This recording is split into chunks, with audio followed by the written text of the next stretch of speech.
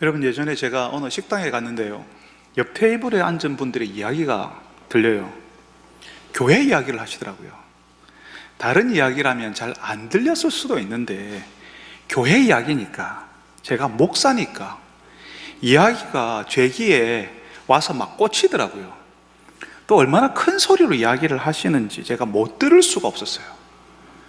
우리 교회 목사님 설교는 하나도 못 알아듣겠더라고. 근데 있잖아, 우리 교회 밥은 진짜 맛있다. 일종의 교회 자랑이잖아요. 그분 다니는 교회 밥이 맛있다고요. 어느 교회인지 물어봤어야 되는데 못 물어봤어요. 그러니 그 밥이 맛있다는 교회 저에게 알려달라고 하지 마세요. 저도 가보고 싶은데 모릅니다. 여러분, 음식을 전문으로 하는 식당, 음식점에 밥이 맛있는 것은 당연한 거죠. 음식점, 식당이니까 밥이 맛있어야 되죠. 근데 교회는요, 교회 자랑이 우리 교회 밥 맛있다 여서는 안 되는 겁니다. 물론 밥도 맛있으면 좋죠. 그렇지만 하나님의 공동체 교회에서는요, 밥이 아니라 우리가 드리는 예배, 하나님의 말씀으로 교제하는 사랑방 같은 모임들이 자랑이 돼야 되는 거죠. 예배 드리는데 감동이 있고, 말씀으로 소그룹으로 교제하는데 기쁨이 있고, 그래서 성도들이 서로 나누겠다고, 서로 섬기겠다고, 내가 하겠다고 나서는 공동체여야 하는 거죠. 그런 게 없으면요, 우리 교회 밥이 정말 맛있다고 자랑하게 돼요. 그러니까 무너지는 공동체를 보면요, 가장 먼저 뭐가 사라지냐 하면 하나님의 말씀에서 나오는 감동이 사라집니다. 말씀을 전하는 사람이 하나님의 말씀을 전하는데 아무런 감격도 없이, 어떤 흥분도 없이 전할 수 있습니까? 하나님께 예배를 드리고 그 앞에서 하나님의 말씀을 듣는데 그 말씀에서 아무런 감동도 없고 아예 안 듣기로 작정을 하고 그냥 참아주는 방식으로 들을 수가 있습니까? 예, 우리가 그럴 수 있습니다. 지난밤에 잠을 잘 못 잤고 한 주간 피곤했고, 그래서 예배 자리에서 집중이 안 되고 설교 내용도 어려워서 말씀이 안 들릴 수 있어요.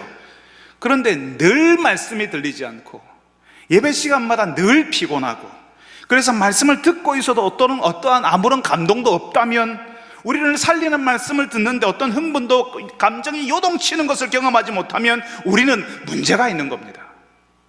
식사 자리에서 늘 밥맛이 없어서 먹다가 말고 떠먹여줘도 그냥 숟가락 치워버리는 그런 현상은요, 아픈 거죠.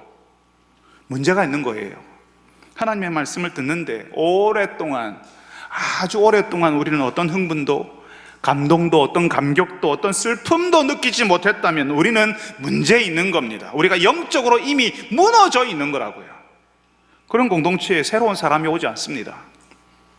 하나님께서 구하고 싶으신 영혼을 그런 공동체에 맡기지 않습니다. 하나님의 마음이 담겨져 있는 말씀이 선포되는 교회에, 그런 말씀을 갈망하는 사람들이 모여있는 그런 모임에 사람을 보내시죠.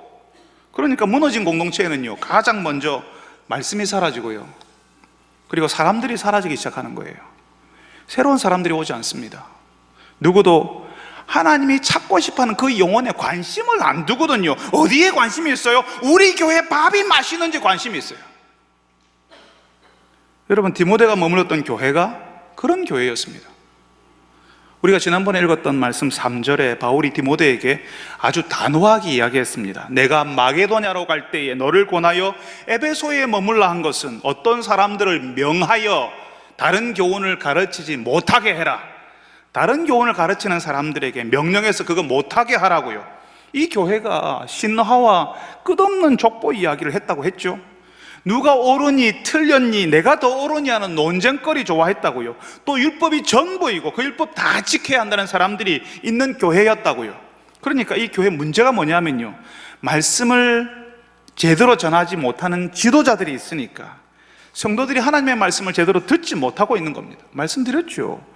하나님의 말씀이 사라지고 그 말씀에서 나오는 감동이 사라지면요, 교회 밥이 맛있는지가 가장 큰 관심사가 된다고요. 하나님의 백성으로 사는데 관심이 없어요. 하나님이 나에게 뭘 안 주셨는지, 왜 아직도 안 주고 있는지 거기에 관심이 있어요. 하나님이 뭘 원하시는지에 관심을 가질 수 없다고요. 그래서 교회가 무너지는 겁니다. 건물은 번듯한데 교회답지 못한 교회, 하나님의 마음은 전혀 이해하지 못하는 교회가 된다고요. 그러면 여러분, 교회를 위기에서 건져내려면, 다른 교훈을 계속 말하는 사람들과 대적하려면 어떻게 해야 될까요? 교회가 하나님의 공동체가 되고 계속 바뀌는 세상에서 신실하게 생명력 있는 교회로, 공동체로 있으려면 도대체 우리는 어떻게 해야 될까요? 바울은 디모데에게 무너지는 교회를 지킬 수 있는 중요한 이야기를 합니다. 아들 디모데야, 내가 네게 이 교훈으로서 명하노니 전에 너를 지도한 예언을 따라 그것으로 선한 싸움을 싸우라. 전에 너를 지도한 예언을 따라서, 전에 너를 이끌었고 지도했던 그 하나님의 말씀을 따라 그것으로, 그 말씀으로 선한 싸움을 싸우라고 이야기하는 겁니다. 그러니까 바울이요, 아들이나 다름없는 디모데에게 가장 먼저는 하나님의 말씀이야 라고 가르쳐 주는 겁니다. 우리가 가정에서, 일터에서 하나님의 백성으로 사는 것도, 하나님의 공동체가 될 수 있는 것도 모두 우리가 하나님의 말씀에 이끌림을 받을 때만 가능한 일입니다. 여러분, 계속 말씀하는데 이 말씀이 왜 중요한데요? 전에 알려드렸던 것처럼 우리가 하는 말, 내 말에는 바로 내가 담겨 있습니다.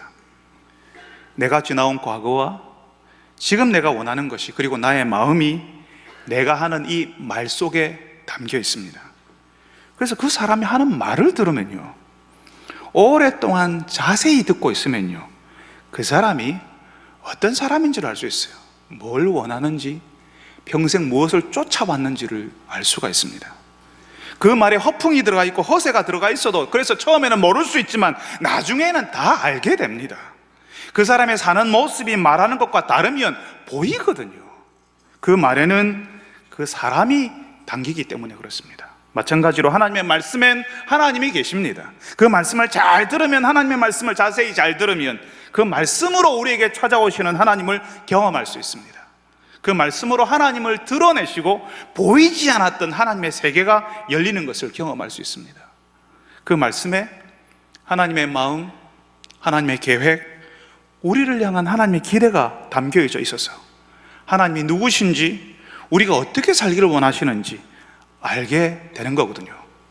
그러면 여러분, 하나님의 말씀을 잘 들으면 우리가 이 땅에서 어떻게 해야 되는지, 학교는 어디로 가야 되는지, 우리가 무엇을 마셔야 되는지, 뭘 먹어야 되는지 하나님이 다 가르쳐 주시나요? 바울이 디모데에게 말씀으로 선한 싸움을 싸우라 하는데 하나님의 말씀으로 어떻게 이 복잡한 교회 문제를 해결하죠? 하나님이 내가 직장에서 어떻게 해야 될지 다 알려주십니까? 가정에서 자녀들 키울 때 하나님의 말씀 안에서 그 키우는 방법들이 다 들어있나요? 사춘기 자녀들은 이렇게 다루라고 알려주십니까? 바울이 디모데에게 예언을 따라 그 예언으로 선한 싸움을 싸우라 하는 것은 내가 알았던 그 하나님의 말씀을 다시 기억하고 다시 묵상하고 그 말씀으로 판단하라는 겁니다. 우리는 우리가 직면하는 이 모든 상황, 모든 형편에서 일일이 하나님의 답을 얻을 수 없습니다. 하나님, 오늘 기분도 꿀꿀한데 카페 가서 차 한잔 해도 될까요? 세상에 커피가 한 잔에 5,000원이랍니다. 마셔도 될까요? 응, 가도 된다. 한 잔 마셔라. 이렇게 하지 않습니다. 하나님이 어떤 분이신지 우리에게 말씀하셨으니까, 말씀으로 알려주셨으니까 우리가 우리의 형편 속에서 우리가 판단하기를 원하세요. 이런 거죠. 우리 아이들이 어릴 때 우리 아이들에게 양치질 가르쳐 주잖아요. 양치질을 가르쳐 주고 해보라 하고 또 세수도 하게 해요. 그리고 수건으로 닦아보게 하고, 그러다가 어느 정도 자란 아이에게 엄마가 밤에 자기 전에 양치했니? 라고 묻습니다. 근데 얘가 양치했니? 라는 말을 들었는데 세수하라는 말은 안 했으니까, 엄마가 양치만 하라는가 보다 하고 세수는 안 한다면 엄마의 말을 이해 못하는 거잖아요. 양치했니라고 하는 말은 이후에 연결되는 자신을 청결하게 하는 과정을 다 했냐라고 묻는 거예요. 그저 양치했니라고 묻는 것만 겨우 한다면, 양치했니라고 그거 딱 하고, 세수했냐면 세수 딱 하고, 수건으로 닦았냐 하면 또 닦고, 그러면 엄마의 의도를 모르는 거죠. 나중에 아이들이 어느 정도 크면요, 양치했냐고 묻지도 않습니다. 말도 안 합니다. 그러니까 그런 말을 안 하는 엄마가 안 하니까, 이제 내 나이는 양치 안 해도 되는 나이인가 보다 하면 얼마나 답답하겠어요. 우리 아이가 어느 대학을 가야 되는지, 나는 어떤 직장을 선택해야 되는지 하나님께서 보통은 다 알려주지 않습니다. 하나님이 원하시는 것은 이미 우리에게 말씀해 주시는 것으로 하나님께서 무엇을 원하시는지 우리가 생각하고 판단할 줄 아는 거예요. 우리가 하나님의 말씀에 성숙한 사람이 되는 거라고요. 바울은 어려운 교회에서 어려운 사람들을 상대해야 하는 디모데에게 전에 너를 이끌어 주었던, 너를 지도했던 그 예언을 따라, 그러니까 네가 배우고 알았던 하나님의 말씀에 근거해서 그 말씀 속에 담겨진 하나님을 네가 알고 있으니 그 말씀 가지고 감당하라, 이렇게 이야기하는 겁니다.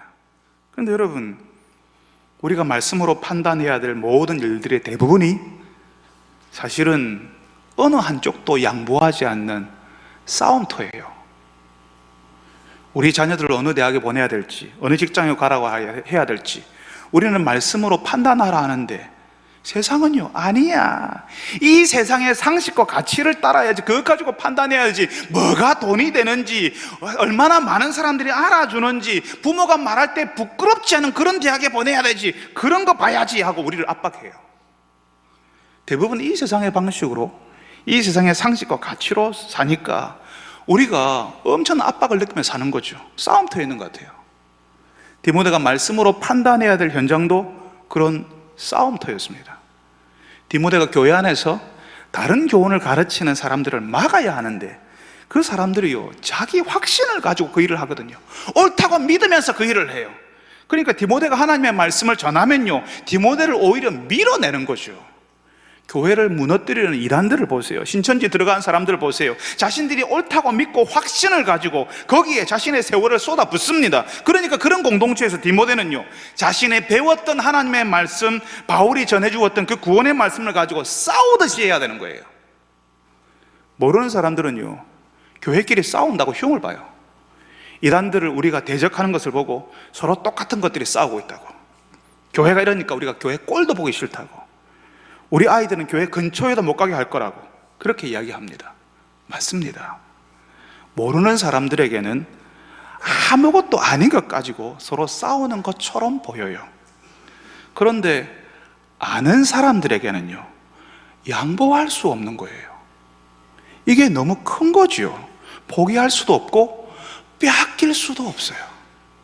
선인장 같은 우리를 끌어안아 주시는 하나님의 긍휼을, 그 긍휼을 잘못하면 안 돼, 내가 다 보고 있어 하는 그런 율법으로 바꾸어 버리는 것을 하나님이 원하시지 않는 거예요. 교회가 그렇게 되는 걸 원하지 않으시는 거죠. 우리를 참고 또 오래 참으셔서 계속 우리에게 잘해주시는 그 은혜, 그 사랑을 아는 그 아는 사람이 사라져버린 교회는 죽은 교회니까, 더 이상 어떤 생수도 흐르지 않는 교회가 되는 것이니까, 그렇게 되는 것을 보고 있을 수만은 없는 거죠. 우리가 하나님의 은혜도, 하나님 주시는 긍휼도 모르고 구원을 경험해 본 적도 없는 사람이 교회 지도자가 되겠다고 나서니까, 하나님의 말씀을 듣고 배우지도 않으면서 교회는 직분자는 되고 싶어 하니까, 그렇게 되면 우리 교회는 밥이 맛있다고 하는 아주 초라한 공동체가 되어버리니까, 그러면 정말 안 되는 거니까 바울이 디모데에게 싸우라고, 전투하듯이 생명 걸어놓고 싸워야 한다고 이야기하는 겁니다. 여러분, 우리에게서 하나님의 말씀이 사라질 때 우리는 하나님의 백성으로 살 수 없고 하나님의 공동체가 될 수도 없어요. 우리에게서 하나님의 말씀을 듣는 기쁨이 사라지고 그 말씀을 나누는 감동이 사라지고 있으면요, 우리는 지금 무너지고 있는 겁니다. 우리가 알잖아요. 여러분이 알잖아요. 여러분이 어떤지. 하나님을 위해서 살고 싶은 것이 아니라 하나님이 안 주시는 것이 계속 속상하다면 우리가 정말 심각하다는 사실을 알고 하나님 앞에 엎드려야 합니다. 디모데처럼 싸우듯이 이 교회를 지키는 여러분들이 되시기를 바랍니다. 하나님 앞에서 엎드려서 이 교회를 지켜달라고 기도하는 분들이 되시기를 바랍니다. 근데 여러분, 하나님의 말씀으로 싸워야 하는 디모데에게 제한이 있었어요. 싸우기는 싸우는데 그 싸움에는 조건이 있다는 거죠. 어떤 조건? 어떤 제한이요? 싸우기는 해야 되지만 그 싸움은 선해야 한다는 겁니다. 아들 디모데야, 너를 지도한 예언을 따라 선한 싸움을 싸워라. 여러분, 혹시 힘든 공동체에서 분쟁이 일어나면 어디까지 가는지, 얼마나 추악해 줄 수 있는지 혹시 듣거나 보신 적 있습니까? 하나님의 말씀으로 판단해서 다른 교훈을 전하거나 신앙 공동체에서 맞지 않은 일을 하는 사람 막으려고 하면요, 순순히 물러나지 않아요. 바울이 이걸 알고 있는 거죠. 바울이 경험해 봤거든요. 바울이 무슨 사도냐고, 예수님에게서 직접 배운 적이 있냐고, 예수님이 12 사도 중에 한 사람이냐고, 아니지 않냐고. 바울이 예수 믿는 사람 잡으러 다녔던 사람인데 무슨 사도라고, 무슨 하나님의 말씀을 가르친다고, 그 사람 가르치는 건 믿을 수 없다, 우리가 하는 말이 진짜라고 사람들이 바울에게 대적하는 것을, 선동하는 것을 경험했거든요. 보통은 그렇게 악하게 나오는 사람들에게 밀리지 않아야 되니까 안타깝게도 우리가 어떻게 하냐면요, 그 악한 사람들처럼 악하게 하는 거예요. 예전에 우리 교회 장로님 한 분이 그런 표현을 쓰시대요. 짐승을 잡겠다고 우리가 짐승이 된다고. 어떤 사람들은 그런 싸움 같은 현실이 싫으니까 우리 신앙에 해이를 느껴요. 그래서 신앙을 떠나버리는 일이 일어나기도 합니다. 그러니까 두 가지 일이 벌어지는 거죠. 악한 사람들을 대적하기 위해서 같이 악해지거나, 아니면 아예 신앙에 무관심해져 버리는 일이 벌어진다고요. 여러분, 악한 사람들이 싫어서 거기에 맞서 보겠다고 해서 악해지고, 그 싸우는 현실이 싫어서 신앙에 무관심해지면요, 그 다음에 어떤 일이 벌어지냐면요, 그걸 오늘 말씀 19절에서 알려줍니다. 믿음과 선한 양심을 가지라. 어떤 이들은 이 양심을 버렸고 그 믿음에 관하여는 파선하였느니라. 양심을 버리고 믿음이 파선되는 일이 일어날 수 있다 하는 겁니다. 선한 양심을 버리고 믿음이 파선한다? 무슨 말이죠? 여러분, 양심은 죄를 느끼는 감각이에요. 우리가 죄를 멀리 해야 되는 이유가 뭐냐면요, 죄를 느끼는 그 감각이 굳어버릴까봐, 그래서 죄를 죄라고 느끼지 못할까봐, 둔감해질까봐 두려워서 그런 거예요. 그러니까 양심이 죽어버리는 것이 얼마나 무서운 것인지요, 성경에서는 종종 문둥병자를 가지고 설명을 합니다. 문둥병을 가지고 설명을 해요. 한때 나병으로 불렸다가 지금은 한센시 병이라고 하는데요, 이 문둥병의 특징은 이 균에 노출이 되면, 감염이 되면 감각이 없어진다는 거예요. 통증을 느끼지 못해요. 나병균에 감염된 부위가 뭉개지는 것도 문제지만 더 큰 문제는 통증을 느끼지 못하는 거거든요. 그래서 손이나 발에 뜨거운 것이 대여도, 칼에 푹 찔려도, 날카로운 것에 베여도 모른다는 거죠. 자신이 얼마나 심각한 상태인지를, 자신이 얼마나 심각한지를 모르고 지나가게 돼요. 그러니까 거기에 염증이 생기고요, 나병균이 일으킨 것보다 더 큰 상처가 생기고 나중에는 감당할 수 없는 큰 병으로 발전해 버리는 겁니다. 왜? 못 느끼니까. 아프지 않으니까 별것 아닌 것으로 생각해 버리거든요. 죄에 대한 감각이 죽어버리면 이 감각이 둔해지고 아프지 않고 느끼지 못하고, 그래서 자꾸 하게 되는 겁니다. 아무렇지도 않은 거죠. 우리가 하나님께 돌아올 때 회복되는 게 뭐냐 하면 이 양심이라고 하는 감각이에요. 죄를 느끼는 이 감각, 하나님 앞에서 부끄러워지고 내가 누구인지, 내가 무슨 짓을 했는지 알게 되는 이 감각이 회복이 되는 겁니다.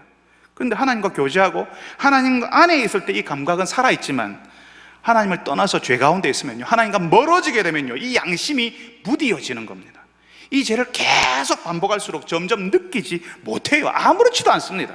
고통이 느껴지지 않아요. 고통이 느껴지지 않으니까 자기를 삭대하고요, 괜찮네 하면서 자기를 계속 죄 가운데 밀어넣어요. 다른 사람들 아프게 해요. 나는 안 아프거든. 그러니까 다른 사람들이 얼마나 아픈지를 모르는 거예요. 자기를 계속 죽음으로, 회복될 수 없는 상처와 질병으로 몰아놓고 있는데도 그걸 모르는 겁니다. 자기만 그러는 것이 아니라 다른 사람들을 아프게 하는데 그걸 아무렇지도 않게 하는 거예요. 결정적으로 하나님을 참 아프게 하는 것인데 그걸 모르고 전혀 느끼지 못하고 계속 그렇게 살아버리는 겁니다. 여러분의 자녀가 부모를 거역하고 자기 마음대로 막 살아버리면, 자기 몸을 함부로 사용하면 마음 편한 부모가 있습니까? 비틀어진 부모는 자기 인생 지가 사는 거지 하면서 신경도 안 쓸 거예요. 그렇지만 정상적인 관계를 맺고 있고 거기서 나오는 사랑의 관계를 아는 부모는요, 자녀들이, 우리 딸이, 우리 아들이 자신의 몸을 학대하고 그 인생을 함부로 막 살아버리는 것을 보면요, 가슴이 찢어지는 겁니다. 그 아이를 찾아오기 위해서는, 그 아이를 바로잡기 위해서는 무엇이든지 하려고 합니다. 내 모든 것을 포기해서라도 그 자녀, 그 아들, 내 딸을 붙잡아주고 싶은 거죠. 하나님이 우리에게 그렇게 하시는 거예요. 자신이 어떻게 사는지를 모르고 감각이 다 둔해져서 자신을 학대하면서 죽음으로 치닫고 있는, 다른 사람을 정말 힘들게 하고 있는 우리를 찾아오기 위해서 하나님의 아들 예수 그리스도를 우리에게 내어주셨잖아요. 하나님을 떠나서 막 살아가고 있는데 하나님이 슬퍼하는 줄도 모르고 내 인생 내 마음대로 살겠다는데 뭐가 문제냐고, 내 인생 존중해달라고, 내 몸 내 마음대로 하겠다는데 뭐가 문제냐고, 내 몸의 권리가 나에게 있다고 큰 소리치는 그 사람들을 아프게 안타깝게 바라보는 겁니다. 그렇지만 사람들은 모르죠. 왜? 감각이 죽어 있으니까. 둔감해져서 못 느끼니까요. 나병 환자처럼 고통을 느끼지 못해요. 그래서 계속 하는 겁니다. 그래서 상처가 점점 더 나고 나중에는 회복되지 못하는 죽음에 이르는 상태가 되는 겁니다. 여러분, 이 지경이 되어도 하나님께 넣으면 살 수 있을까요? 하나님이 용서하실까요? 하나님께서 그 영혼 긍휼히 여기시고 용서해 주십니다. 하나님이 받아주십니다. 근데 사람이 그걸 받아들이지 않아요. 내가 원치 않아요. 내가 그 용서, 그 긍휼을 용납하지 않는다는 거죠. 연세 드신 어른들에게 이제 우리 한번 교회 가시고 예수 믿고 하나님의 자녀가 되어서 평강을 한번 누려보자는 말씀을 드려도요, 너 나 잘 믿어라. 이제 내가 나이가 많아서 이렇게 살다가 죽을란다. 이렇게 말씀하십니다. 스스로 믿음을 포기해버리세요. 이제 소용없다는 거죠. 새로 시작하기에는 늦었다고 스스로 문을 닫아버리는 겁니다. 한때 예수님을 믿는다고 했고 교회도 다녔지만 오랫동안 하나님과 멀어진 채로 하나님과 상관없는 생활을 했으면요, 자기 스스로 문을 닫아요. 내가 나를 아는데, 지금까지 내가 이렇게 살았는데, 나 이렇게 살다가 죽을 테니까 당신들이나 잘 믿으라고 이렇게 이야기합니다. 오늘 말씀에 믿음을 떠난 사람들을 어떻게 묘사하냐 하면요, 19절 후반부에 그 믿음에 관하여는 파선하였느니라. 예수님을 믿는 믿음이 어떻게 됐다고요? 배가 깨어진 것처럼 산산조각이 났다고, 파선했다고, 배가 산산조각 나서 바다에 빠져버리는 같은 그런 일이 벌어졌다라고 이야기하는 겁니다. 한 번씩 제가 그런 말씀 드렸는데요, 우리가 예수님을 믿어도 죄 중에 있을 수 있고 원하든 원하지 않든 죄를 지으며 하나님을 아프게 하는 생활을 한다고 말씀드렸어요. 그런데 그 죄 중에 있으면요, 우리가 하나님과 멀어지거든요. 그 영적 심리적 거리가 굉장히 멀어집니다. 하나님께 기도 안 됩니다. 기도 못하기 힘들어져요. 예배 드리러 나와도 하나님을 향한 감각이 없어집니다. 찬송 불러도 찬송 부르는 게 너무 힘들어요. 세상의 4절까지 부르면 막 목 속에서 욕이 튀어나오려고 할 겁니다. 막 세상의 4절까지 다 부른다고 5절까지 있으면 죽이려고 할 거예요 아마. 고통스러운 일이 됩니다. 근데 종종 성도들이요, 그런 상태를 어떻게 오해하냐 하면요, 하나님이 나를 버렸다고, 죄를 지은 나를 하나님께서 용서하지 않으실 거라고 생각하는 겁니다. 그런 마음의 상태가 찾아와요. 악한 사탄이 나를 고소하거든요. 네가 그래가지고 성도냐, 네가 그렇게 살아놓고도 염치도 없이 여기를 왔냐 하고 우리 속에서 우리를 계속 이야기하거든요. 우리를 건드리거든요. 우리를 아프게 하거든요. 그러니까 그 고소를 내가 듣고는, 그 이야기를 듣고는 나도 참 염치도 없다, 이런 나를 하나님이 좋아하시겠나 하고 내가 하나님을 떠나버리기로 마음먹어버리는 겁니다. 하나님이 나를 버리셨다고 생각해서요. 하나님의 구원이라는 그 배에서 나는 탈락했다고, 나는 실패했다고, 내가 떨어졌다고 느끼는 거죠. 여러분, 그거 아니라고 말씀드렸죠. 그 구원의 배에서 떨어진 것이 아니라 다만 그 배 안에서 넘어졌을 뿐이라고요. 넘어졌으니 일어나면 된다고. 그렇지만 그 넘어진 것이요, 내 구원하고는 아무 상관없다고, 내가 하나님의 자녀라고 하는 내 상태를 어떤 것도 깨뜨릴 수 없다라고 말씀드렸어요. 내가 배 안에서 넘어졌을 뿐이지 내가 배 바깥으로 떨어진 거 아니라고요. 그런데 우리가 어떤 오해를 한다고요? 내가 배 바깥으로 떨어졌다고 생각하는 거죠. 내가 내 상태를 보니까, 내가 나를 보니까 기도도 안 되고 예배 자리에 왔는데 기쁘지도 않으니까, 내가 그저 그런 마음이 계속되는 걸 보니까, 아, 나는 구원받지 못한 사람이구나, 하나님께서 나를 구원해서 밀어내셨구나, 내 배 바깥으로 떨어뜨리셨구나, 이렇게 하고 내 스스로 포기해버린다고요. 여러분, 그래서 누구를 믿냐, 누구를 바라보냐가 중요한 겁니다. 우리는 자꾸 죄를 짓는 나를 바라보는 거죠. 그리고 나를 보면서 내 구원을 확인하려고 해요. 아직도 죄를 짓고 있고 아직도 엉뚱한 생활을 계속하고 있는 나를 보면서 그런 내가 실망스러워서 내가 스스로 하나님 보기를 포기해버린다고요. 예, 맞습니다. 실망스럽죠. 나를 쳐다보고 있으면, 내 자신을 바라보고 있으면 언제나 실망스럽습니다. 그런데 그런 실망스러운 나를 하나님이 받아주시고 용서하시고 십자가에서 나를 대신해서 예수님이 죽으시고 나를 하나님의 자녀로 받아주셨잖아요. 구원받은 하나님의 자녀, 하나님의 백성 되게 해주셨잖아요. 그러니까 하나님께서는 내가 그런 사람인 줄 알고 그렇게 하셨어요. 용서하셨어요. 지긋지긋하게 변하지 않는 것들인 줄 아는데도 용서하시고 받아주셨다고요. 그러니까 내가 죄를 짓고 하나님을 아프게 하는 내 자신을 보고 실망하는 게 아니라, 나를 보는 게 아니라 누구를 봐야 돼요? 그런 나를 위해 용서하기 위해 죽으신 예수님 바라봐야 하는 겁니다. 내 구원이 어디서 나오냐면요, 나에게서 나오는 게 아니에요. 내가 잘해서 내가 괜찮은 상태에서 나오는 게 아닙니다. 예수님 명에서 그 구원이 나오는 거죠. 자꾸 우리는요, 내 상태가 좀 괜찮으면 구원받은 것 같고, 하나님의 사랑을 좀 받고 있는 것 같고, 내가 좀 못 살았으면 구원받지 못한 것처럼 생각한다는 겁니다. 내 상태에 따라 달라져. 내 기분에 따라 구원받았다 안 받았다 막 춤을 추게 되는 겁니다. 나를 보는 것이 아니라, 내 기분, 내 상태를 보는 것이 아니라 예수님을 보는 거예요. 내가 이런 사람임에도 불구하고 나를 사랑하시고 안아주시는 그 예수님의 사랑, 하나님의 긍휼을 내가 봐야 되는 겁니다. 이게 믿음의 방향이에요. 예수님을 바라보고 그 예수님을 믿는 거죠. 내 상태를 보고 내 상태에 따라 믿을까 안 믿을까를 결정하는 게 아니라 예수님을 믿는 거죠. 그 예수님의 구원이라는 배가 너무나도 튼튼하고 견고해서 내 구원이 깨어지지 않거든요. 그냥 내가 넘어져서 그 넘어진 충격이 너무 크니까, 그냥 내가 너무 아파서 내가 마치 그 배 바깥으로 떨어졌다고 오해하는 것 뿐이에요. 여러분, 우리는 자칫하면 이 땅에서 양심을 버리고 믿음이 깨어질 수 있는 그런 형편 가운데 삽니다. 하나님을 향한 감각, 죄를 깨닫는 감각이 다 무뎌지고, 그래서 내가 구원을 받았는지도 자신이 없어져요. 계속 그렇게 살면요. 한때는 그랬던 것 같은데 하면서 아무런 기쁨도 감동도 하나님 앞에서 누릴 수 있는 것 하나도 누리지 못하면서 살 수도 있습니다.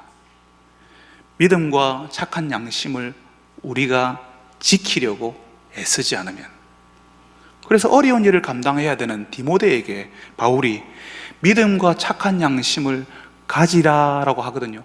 이 가지라는 말이 더 정확하게는요, 계속 지켜라, 꽉 붙들고 있어라, 끝까지 고수해라, 이런 말입니다. 그 믿음과 착한 양심은 하나님의 말씀에 귀를 기울일 때, 그 말씀을 묵상하고 그 말씀으로 성도들과 교제하고 있을 때 지켜줄 수 있습니다. 우리의 믿음이 말라버리는 것이 아니라, 시간이 지나면 한때는 내가 뜨거웠는데 한때는 괜찮았는데, 이게 아니라 그 믿음이 말라버리는 것이 아니라 자라고 하나님을 향한 감각은 살아나게 되는 겁니다. 그래서 하나님에 대해서 들을 때에 기뻐하게 되고 슬퍼하게 되고, 하나님이 아파하는 것에 같이 고통을 느끼면서 하나님의 백성으로 살아갈 수 있게 되는 겁니다. 그래야 하나님의 공동체, 교회를 교회답게 지킬 수가 있어요. 죽은 자들의 무덤 같은 교회가 아니라 살아있는 하나님의 교회를 우리가 경험하며 살 수 있는 겁니다. 사랑하는 여러분들이 믿음을 지키고 하나님을 향한 감각, 그 선한 양심을 잘 지키는 분들이 되시기를 바랍니다. 그 믿음과 선한 양심으로 선한 싸움을 해내는 분들이 되시기를 바랍니다. 여러분, 저는 조금 전에 예수 믿는 우리가 잠시 죄 가운데 있었다 할지라도 구원의 배 안에서 넘어진 것이지 그 배에서 떨어지는 것 아니라고 말씀드렸어요. 근데 어떤 사람들은 하나님의 그 구원, 예수님을 통해 우리에게 주시는 그 구원을 아예 받아들이지 않기로 작정하는 사람이 있습니다. 한때 우리 가운데 있었어요. 한때 우리 가운데 같이 우리가 알고 지내는 사람이었어요. 근데 하나님의 구원이라는 배를 스스로 깨뜨려 버리는 거죠. 이 사람들은요, 그 배에서 그냥 넘어진 거 아니에요. 그냥 일어나면 되는 거 아니에요. 배 바깥으로 떨어진 것도 아니죠. 스스로 그 구원의 배를 깨뜨려 버리는 거죠. 거절해 버리는 거예요. 거부해 버리는 겁니다. 어떤 이들은 이 양심을 버렸고 그 믿음에 관하여는 파선하였느니라. 하나님 앞에서 부끄러워하고 두려워하고 하나님과 멀어지는 것이 너무 고통스럽고 힘든 그런 감각이 다 죽어버린 상태인 겁니다. 예수님을 통해 우리에게 찾아오시는 구원, 그것을 믿는 믿음을요, 스스로 거부하고 깨뜨려 버리는 거예요. 구원의 배 자체를 파산시켜버리고 다른 사람들도 파산시키려고 애를 쓰는 거죠. 다른 사람들의 믿음을 다 깨뜨려 보려고 애를 쓰는 거죠. 양심을 버리고 믿음에 대해 파산하는 것은 하나님을 향해 어떤 죄의식도 없이 스스로 옳다고 여겨서 하나님이 아프게 하는 일을 서슴지 않고 하는 겁니다. 자기만 그렇게 하는 것이 아니라 교회의 다른 사람들의 믿음까지 무너뜨리고 양심을 버리게 하니까 큰 문제거든요. 그런 사람들 교회에서 어떻게 해야 될까요? 바울은 디모데에게 후메네오와 알렉산더가 그런 사람들이었다고 합니다. 구체적으로 후메네오와 알렉산더가 어떤 사람들이었는지 짐작은 할 수 있지만 어떤 일을 했는지는 정확하게는 모릅니다. 그렇지만 바울은 그 사람들을 사탄에게 내어주었다라고 표현하거든요. 그 사람들이 아파하시는 하나님의 마음을 전혀 느끼지 못하고 하나님이 주시는 구원 필요 없다고 하니까, 예수님을 통한 구원 말고 다른 구원이 있다고 사람들을 막 꼬드기고 교회를 무너뜨리고 있으니까 믿음의 공동체에서 쫓아내었다는 말입니다. 교회에서는 그걸 출교라고 부릅니다. 죄를 지어서 하나님께로 돌아오지 않고 그대로 사는 것을 누가 기뻐하죠? 하나님께서는 슬퍼하지만 사탄은 춤을 춥니다. 하나님과 멀어지는 것, 하나님께로 돌아가지 않고 계속 버티고 또 있는 것, 그 상태로 있는 것, 사탄의 품 안에서 살아가는 것, 그것을 사탄이 기뻐한다고요. 사탄은 우리가 하나님을 떠나서 망하기를 바라고 있습니다. 하나님이 그렇게 하시는 것이 아니라 사람이 스스로, 악한 사람이 스스로 하나님이, 사탄이 원하는 방향으로 사탄의 품 속에서 살아가기로 작정하는 거죠. 그래서 우리가 아무리 이야기해도요, 듣지 않아요. 그러니까 그 공동체에서 떠나게 하는 겁니다. 출교시켜서 그 사람의 거짓 가르침이 다른 사람들에게 영향을 주지 않도록 하는 것을 사탄에게 내어주었다라고 표현하는 겁니다. 어떤 사람은 그럴 거예요. 그래도 그 사람 공동체에서 기다려줘야 되는 거 아닙니까? 참아주고 사랑으로 감싸줘야 되는 거 아닙니까? 하는 분이 계실 겁니다. 맞습니다. 우리가 기다려주고 품어줘야 되죠. 그렇지만 다른 교훈을 포기하지 않고 하나님의 말씀이 아닌 것을 자꾸 전해서 우리 가운데 있는 연약한 사람들의 믿음을 깨뜨리려고 하면요, 다른 사람 지키기 위해서, 교회를 지키기, 보호하기 위해서 그 사람 내보내야 하는 겁니다. 여러분, 무너지는 교회는요, 사람 내보내는 것을 두려워해요.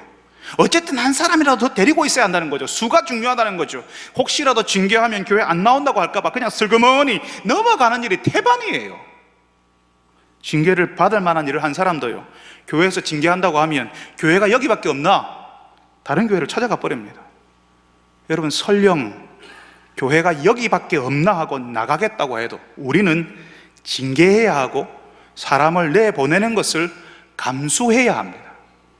그게 잘못이라는 것, 교회를 무너뜨리는 악한 일이라는 것을 알려야 하기 때문에 그렇습니다. 우리가 그렇게 해도요, 절대로 자신의 잘못을 인정하지 않습니다. 그래서 우리 교회에서 참 많은 사람들이 나갔습니다. 이단에 속한 것을 알고 있는데 끝까지 발뺌을 해요. 나중에 증인을 데리고 오니까 신천지에 온 것을 본 사람이 나타나니까 아무런 사과도 없이 마치 재수 없어서 걸렸다는 식으로 나가버리는 일도 있었습니다.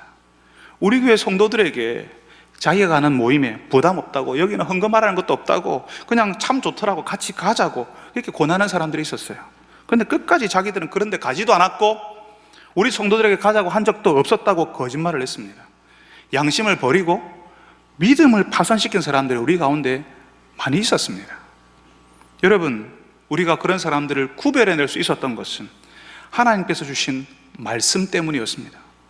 하나님께서 우리에게 주신 그 말씀이 아닌 것을 말하고 있으니까, 그게 좋은 거라고 그걸 따르라고 하니까 우리가 경계하고 교회를 지키기 위해서 징계하는 거였어요.